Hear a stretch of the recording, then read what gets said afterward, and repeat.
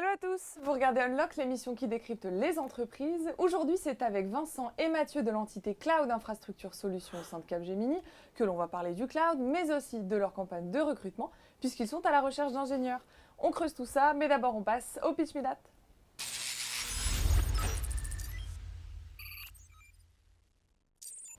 Bonjour Vincent, bonjour Mathieu. Bonjour, Bonjour, ça Lisa. va? Très bien, Très et bien. toi? Plutôt bien. Merci de nous recevoir. Je vous en prie. Alors Mathieu, tu es Human Resources Business Partner Tout à fait. et tu es venu avec un collègue, Vincent, avec qui tu travailles pas, mais vous travaillez quand même Dans la même entité, dans la même équipe. entité. Vincent, quant à toi, tu es consultant solution. C'est ça.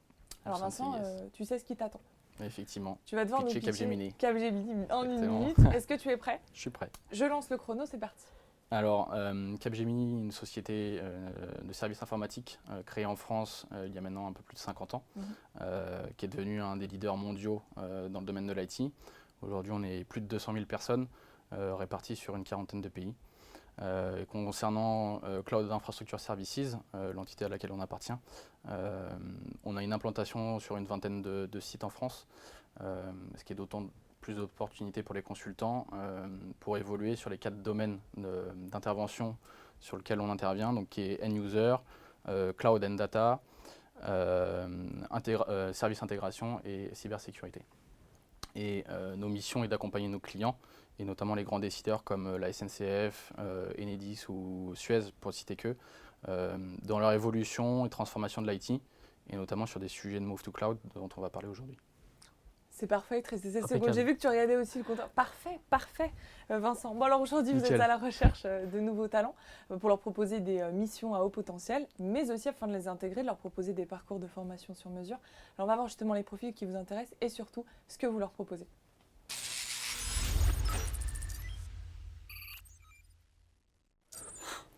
Alors justement, Mathieu, quels sont les profils attendus, les diplômes attendus? Est-ce qu'il y en a? Il n'y a pas forcément un diplôme type attendu. On a des collaborateurs, des collaboratrices qui viennent de différentes filières, plutôt scientifiques au départ, des universités, des écoles d'ingénieurs ou des écoles d'informatique. L'idée, c'est quand on recrute pour Capgemini, c'est recruter un profil, une personne à laquelle on va proposer un parcours et pas un diplôme ou une compétence. On est là justement pour faire progresser les collaborateurs et les collaboratrices et les amener vers les compétences sur lesquelles nos projets vont, sur lesquelles nos clients et nos collaborateurs vont travailler. Là, vous recrutez à partir du bac+5. On recrute en grande majorité à partir du bac+5. On a une politique de jeunes diplômés, d'alternants et de stagiaires qui nous permet d'aller chercher plus tôt que le bac+5 et le bac+4. Mais effectivement, la plupart sont diplômés d'un bac+5. Et là, vous recherchez des ingénieurs dans différents pôles, Différents domaines de compétences et en fonction de leurs aspirations et qui vont pouvoir évoluer au sein de Capgemini et développer leurs compétences. Est-ce qu'il y a des choses qu'il faut maîtriser, des prérequis pour intégrer le groupe? La bonne humeur, le relationnel. Non, mais maintenant, comme l'honnêteté. Comme tous les collaborateurs et collaboratrices dans les grands groupes français et globaux, l'anglais, une compétence de base bien sûr informatique, et si possible une première expérience ou une appétence pour nos sujets d'infra ou de cloud, mais pas forcément. On est capable aussi de former et d'accompagner les nouveaux entrants. Donc à minima l'anglais. À minima l'anglais et un peu plus. Et un peu plus. Ouais, parce que ça peut fermer effectivement des missions et de plus en plus on en a besoin. Donc après on cherche pas des experts, mais on cherche des gens effectivement en capacité d'apprendre et d'évoluer sur des sujets qu'ils aiment et qui sachent où ils veulent aller. Ok. Le process d'embauche, Mathieu, comment il se passe? Le process d'embauche, il se passe en plusieurs étapes, mais de manière assez simple. Vous avez un premier contact ou un premier échange physique avec nos équipes de recrutement, qui sont réparties sur nos différents sites, donc pour assurer un maillage local et une plus grande proximité. Si tout se passe bien et si le processus continue, un entretien avec un manager opérationnel ou un chef de projet, un consultant qui va valider des compétences techniques, et puis éventuellement, selon les profils, un dernier entretien avec les ressources humaines, les équipes HR BP. Okay. L'idée étant que, encore une fois, on est plutôt sur la recherche de profils et de relationnels que de gens qui rentrent dans une case. Et pourquoi s'orienter vers le cloud aujourd'hui? Parce que c'est une évolution qui est au cœur des attentes des grosses entreprises. C'est la next step en fait du service informatique des sociétés pour optimiser leur fonctionnement, leurs coûts, etc. Donc c'est un sujet qui est très porteur Et c'est ce vers quoi CIS s'oriente pour être un des leaders pour accompagner nos clients. Est-ce que tu peux nous donner des exemples de missions que vous allez confier à un nouvel arrivant, par exemple? Alors ça va dépendre de son profil et de ce qu'il veut faire, mais sur un nouvel arrivant, on va plutôt l'intégrer sur des missions avec une équipe qui est déjà en place, de façon à avoir d'autres consultants qui seront plus seniors pour pouvoir lui permettre d'évoluer et de monter en compétence sur des sujets. Et en fonction de l'autonomie de la personne, il pourra prendre certains sujets plus ou moins seul, en fonction de son évolution et de sa capacité à assurer les missions. Ouais. Votre recrutement, il est constant sur toute l'année. Est-ce que vous veillez à ce qu'ils entrent en promotion ou c'est des recrutements comme ça ponctuels? Alors, il est constant. Effectivement, on est toujours à la recherche de nouveaux talents. Après, on constate des promotions plutôt justement sur l'embauche des nouveaux diplômés, des jeunes diplômés, parce qu'ils vont rentrer après leur cursus, à la rentrée, après l'obtention de leur diplôme à partir de septembre-octobre. Mais on est en constante veille sur le marché et tout le temps à l'écoute de collaborateurs et de collaboratrices qui voudraient rejoindre nos équipes. Tu m'as parlé de l'onboarding tout à l'heure. Comment il se passe l'onboarding? L'onboarding, c'est là où on essaie de faire rentrer nos collaborateurs et nos collaboratrices au même moment, mais plusieurs fois dans l'année. Pour la majorité des collaborateurs qui vont rentrer, on met en place des séminaires d'accueil pendant la période d'essai, notamment pour certains aux Fontaines à Chantilly. Ça permet de networker et de rencontrer des gens qui sont d'autres entités.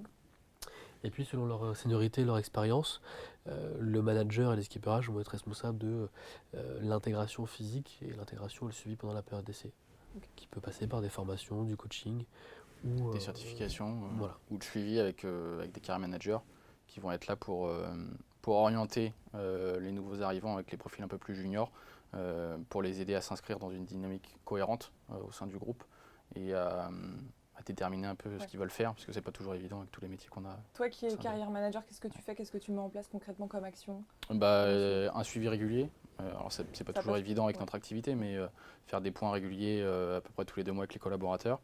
Et déjà essayer d'évaluer vraiment ce qu'il a envie de faire pour l'inscrire dès le départ dans une dynamique cohérente et lui proposer des formations et lui apporter mon savoir, ma connaissance à la fois technique et à la fois de l'entreprise pour faire les bons choix. Ça passe par ça, l'accompagnement de la montée en compétences, par la formation? Ça passe beaucoup par ça, notamment sur les jeunes profils. Le rôle du carrière manager, il est vraiment très important, puisque c'est faire l'état des lieux des compétences, des différentes possibilités. Et le rôle de Vincent et de nos autres carrière managers, c'est d'accompagner dans l'acquisition de ces compétences nos jeunes collaborateurs et nos jeunes collaboratrices. Et comment on s'épanouit? Qu'est-ce que tu mets en place pour la qualité de vie au travail, par exemple? Alors, personnellement, tous les collaborateurs peuvent bénéficier de la politique du groupe qui est mise en place, parce qu'aujourd'hui on est à peu près 25 000 en France, donc il y a beaucoup de choses qui sont mises en place, notamment le télétravail, qui est une politique très répandue, et ce depuis plus de 10 ans, je pense maintenant, chez Capgemini, en accord avec le manager ou avec les équipes du client, qui permet, on sait, dans des grandes villes, de pouvoir souffler, de ne pas passer son temps dans les transports, d'avoir un meilleur équilibre vie pro-vie perso. Ensuite, c'est le respect effectivement de cette balance vie pro-vie perso pour tous les collaborateurs et les collaboratrices. Qui est un des rôles aussi du carrière manager, c'est de s'assurer que son collaborateur a un bon équilibre entre sa vie perso et sa vie pro, pour éviter que ça déborde. Typiquement sur les temps de trajet qu'on peut avoir chez les missions, on est attentif aussi à ça. Quand on positionne un consultant en mission, on va faire attention à son temps de trajet, pour éviter que ça impacte, parce que forcément après ça va impacter sur sa vie personnelle, mais aussi sur la mission après. Donc on est attentif à ce genre de choses. Et après pour s'épanouir, il est important d'être en possibilité de couper avec le travail une fois qu'on est rentré. Et puis le groupe essaie, autant que faire se peut, même si tous les collaborateurs ne sont pas forcément tout le temps dans nos locaux, de proposer un cadre de travail qui soit agréable pour toutes et tous, modulable, flexible, mais de qualité. Et dans beaucoup de nos sites, il y a aussi des services qui sont proposés avec des salles de sport, différents espaces de restauration, de détente. On va pas le dire trop, mais quelques consoles de jeux vidéo, baby-foot, forcément, pour pouvoir couper à la pause café. Faire un petit break. Exactement. Je vous ai bien cuisiné, maintenant on va passer à l'instant étudiant et on prend leurs questions.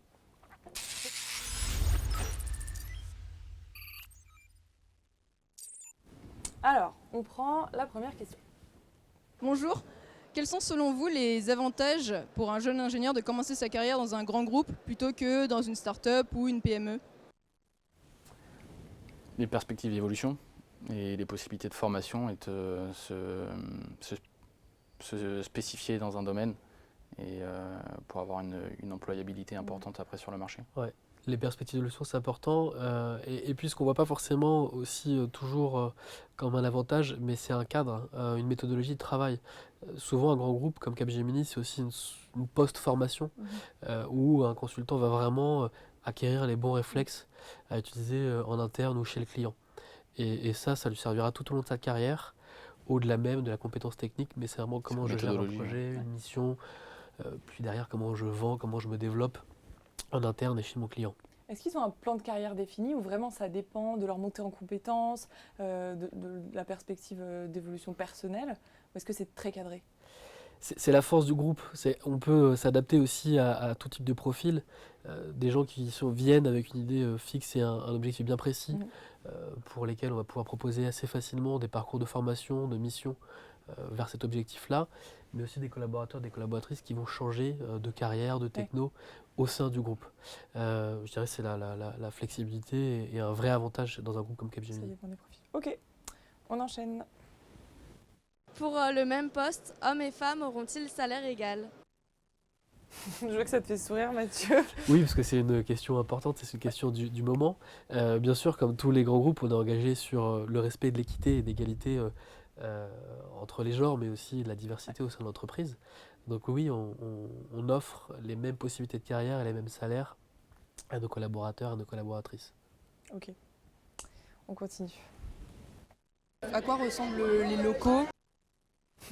On en parlait juste avant Ouais. entre nous. Alors, à quoi ressemblent les locaux? C'est du flex office, Ouais. donc c'est des espaces qui sont plutôt ouverts, avec des espaces un peu plus informels avec des canapés, ce genre de choses pour échanger, et des espaces d'open space où ça peut évoluer, votre position peut évoluer en fonction de l'activité du site. Ok. Ils sont dans l'air du temps et de qualité. Ils sont nouveaux, vous avez des nouveaux Ils locaux? sont sont nouveaux, tout en tout neufs. cas la plupart sont nouveaux. Il y a une grande politique de réaménagement de locaux, et notamment donc, en Ile-de-France où on a emménagé dans un nouvel écrin à Issy-les-Moulineaux. Ok, donc vous êtes quand même répartis, on va dire, par pôle, par entité, mais si on veut travailler dans un autre endroit, personne ne nous en empêche. On est affecté à certaines zones, certains étages, mais on peut très bien effectivement se poser dans une zone qui n'est pas forcément la nôtre pour trouver du réseau, de la tranquillité ou autre. Puisque les villages sont simplement organisés de façon à faciliter les échanges au sein d'une même domaine de Ouais. compétences ou même service. Ok, on continue. Moi, ma question, ce serait de savoir si les établissements sont accessibles pour personnes à mobilité réduite. Oui, bien sûr.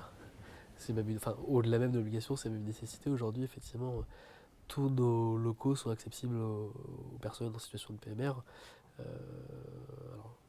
Au 147, mais aussi dans nos locaux en province et dans les autres villes. Ok.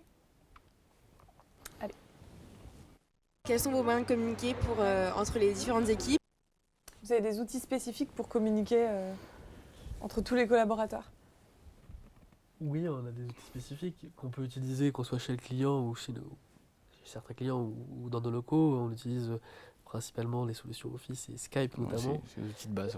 qui est un outil hyper collaboratif. Et puis après, certains outils de partage de documents ou de travail collaboratif. En fonction des communautés, comités d'architectes, comités de chefs de projet ou ce genre de choses, on va avoir des espaces collaboratifs où on va pouvoir échanger les documents et échanger les différents sujets. Ok, Et un collaborateur à Issy-les-Moulineaux peut, dans la même journée, échanger sur Skype avec une collaboratrice ou un collaborateur aux US ou au Middle East ou ailleurs. On est vraiment full collaboratif sur ces outils de communication.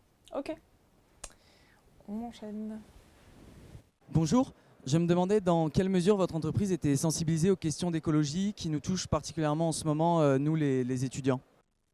Bonjour, je me demandais... Ah bah voilà, elle a décidé de partir. Alors, On a une politique de RSE groupe dont faisait aussi partie l'accueil des personnes en mobilité réduite. Donc effectivement, on fait attention dans toutes nos activités à l'impact environnemental qu'on peut avoir, même si on n'est pas un grand producteur de déchets sur le papier, mais on sait que les activités informatiques peuvent générer une certaine pollution. On s'engage auprès de notre groupe avec une grosse politique de RSE. Ok. Et la politique aussi de télétravail va dans ce sens-là aussi pour effectuer des réunions à distance quand c'est pas nécessaire de se déplacer. Ça rentre aussi dans ce cadre-là. Ok. Limiter les impacts, ouais. On prend.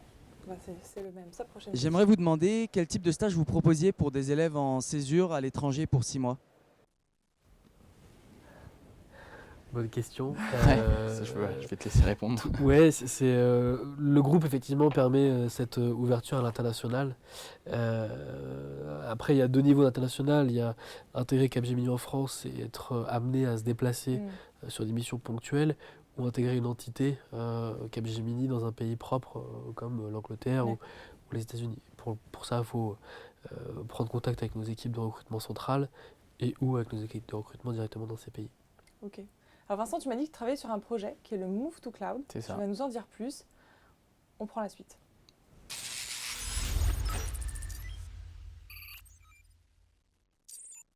Alors, est-ce que tu peux nous raconter ce qu'est ce projet Move to Cloud? Alors, l'idée est de s'inscrire dans une dynamique d'évolution et de transformation des assets de notre client. L'idée est d'échanger sur les clés de la réussite d'un projet comme ça. Il faut savoir que lorsqu'on entame une telle transformation, ça va induire des contraintes et des changements, que ce soit humains, organisationnels, techniques ou financiers. Et une étape clé de cette transformation va être l'étude et l'analyse de l'existant pour que le client sache où il en est, quelle va être la trajectoire pour aller à la cible, quels vont être les efforts à effectuer pour arriver au bout. Et ça va nous permettre également d'établir une stratégie de migration. Et c'est notre rôle, c'est d'accompagner le client pour définir cette stratégie, puisque pour aller dans le cloud, il y a différentes méthodes, ce qu'on va appeler du lift and shift, et ça va être de la migration telle qu'elle et d'emmener dans le cloud, mais il y a peu d'intérêt sur du cloud public. On va faire du replatforming, on va évoluer un petit peu, mais sans toucher à l'application. Ok. Il y a une autre méthode où on va retransformer complètement, redévelopper l'application à la cible. Et la dernière qui est un peu la plus radicale, ça va être entre guillemets d'abandonner l'application existante pour aller souscrire à des applications, ce qu'on appelle SaaS, donc c'est des applications on demande sur le cloud. Okay. Cette stratégie elle va être guidée par les contraintes techniques du client et par sa maturité sur le sujet cloud. Donc d'où l'importance de cette analyse dès le début.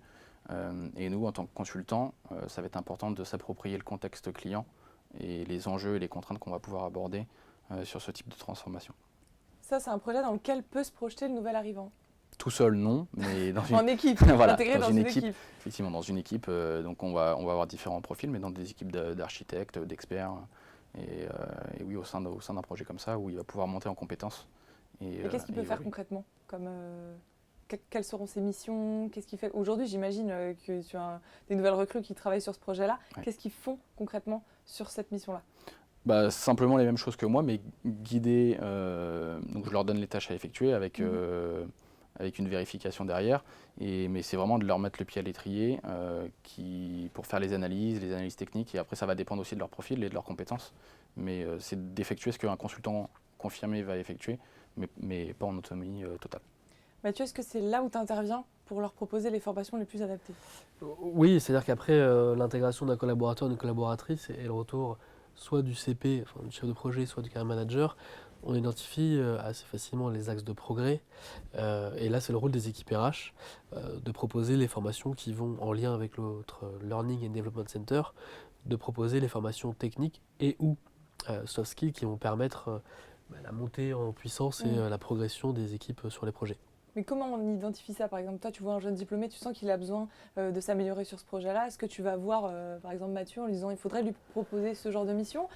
Comment ça se passe pour qu'il ait accès à une mission? Oui, après, il y a une remontée vers le manager. Et après, effectivement, on étudie les possibilités de formation. Donc, sur les formations, on a des formations en présentiel, des formations en e-learning qui sont accessibles à tout moment.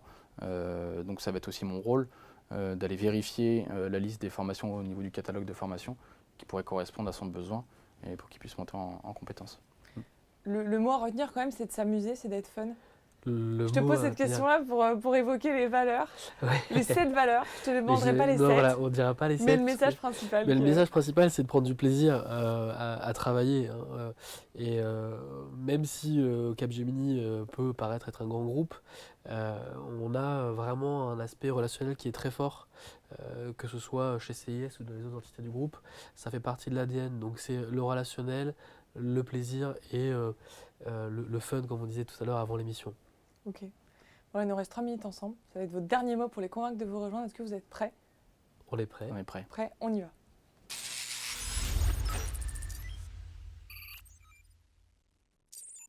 Alors pourquoi vous rejoindre? Pourquoi rejoindre? Je pense qu'on a donné beaucoup d'arguments, mais en synthèse, Capgemini, c'est un très grand groupe. Ça permet des possibilités d'évolution, de carrières diverses et variées. C'est aussi et rapide.